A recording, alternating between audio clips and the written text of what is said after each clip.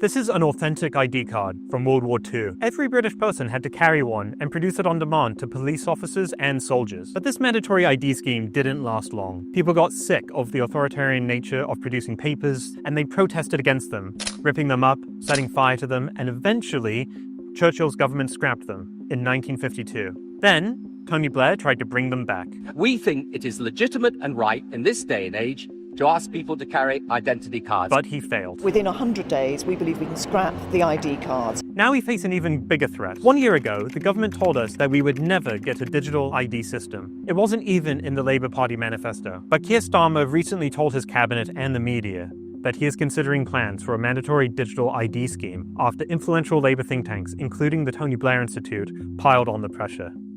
Digital ID will make our interactions with each other and with the state faster, cheaper, and more reliable. But I think that 20 years or so on, a couple of decades on, people are looking differently about the idea of digital then cards, probably more digital ID now. And last week, the new Home Secretary, Shabana Mahmood, confirmed her support for digital ID. My long-term personal political view has always been in favour of ID cards. No one voted for digital ID, and the government has no clear mandate to implement one. Yet now we're on the brink of having every adult in the UK forced into a digital ID scheme, inserting the state into our everyday lives. A digital ID is much different to a physical ID. They facilitate the collection of vast quantities of personal information into population-wide databases, which can be amalgamated, searched, and analyzed to monitor, track, and profile us all. So, what does the public think?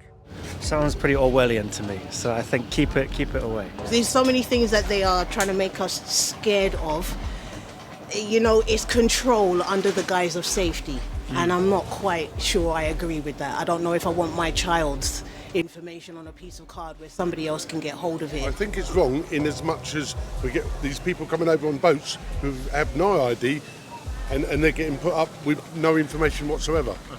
So does that mean we should all have one?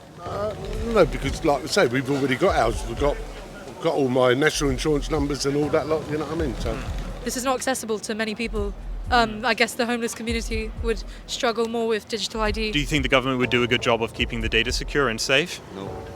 No? No. No? Okay. No, not at all. Breaking news, because it has been revealed that the personal details of UK special forces and spies were included in the huge data leak. Secret agents from the GCHQ department tasked with stopping ransomware attacks say they're dealing with at least one incident every day. At the time of the hack, the information that they held was the names and addresses of all of those who registered to vote between the years of 2014 and 2022, including those not on the public register. They haven't been doing a very good job for the first time now, so they're going to start them doing it now. So, you know, it's just another form of sort of control, basically. The idea would be every adult needs to present a digital ID card on their phone or a computer to show who they are when they get a job or try to migrate, that sort of thing. I feel like it's a slippery slope. Okay. I think that's my guess. I mean, I would have to look into the specifics of it, but I feel like it could be, you know, the end might not be what's intended. We've released a groundbreaking report that takes a deep dive into digital ID. Checkpoint Britain, the dangers of digital ID and why privacy must be protected. At their worst, digital ID systems can enable population-wide surveillance, curb civil liberties, predict and shape people's decisions, or be abused for the tracking and targeting of marginalized groups. Independent polling commissioned by us through YouGov reveals a clear majority of the British public, 63%, do not trust the government to protect the vast amounts of personal information collected in digital ID schemes. And there was little evidence to prove that a digital ID system would deter illegal immigration or employment fraud. It would instead burden law-abiding citizens and businesses. We need to make sure that we are on the front foot, building up the biggest campaign possible ahead of any government announcement on digital ID. But we are only as strong as the support we receive.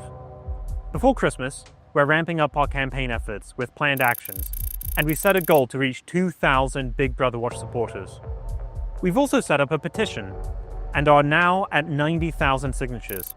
When we reach 100,000, we will take the petition to 10 Downing Street to deliver your message to the Prime Minister. You can find the links to donate and sign our petition in the description below. If you enjoyed the video, please remember to give it a like and subscribe to our channel. Thank you for taking action.